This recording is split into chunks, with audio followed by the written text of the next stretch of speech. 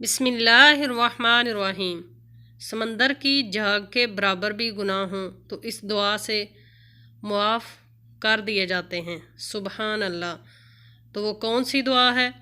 हदीस मुबारक में है कि रसूलुल्लाह सल्लल्लाहु अलैहि वसल्लम ने फरमाया, जो शख्स एक दिन में 100 मरतबा सुबहान अल्लाहि व बिहम्दिही पढ़ ले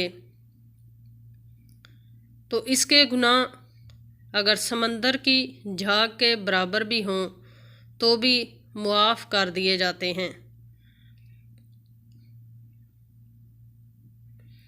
सुबहान अल्लाह, सुबहान अल्लाहि व बिहम्दिही।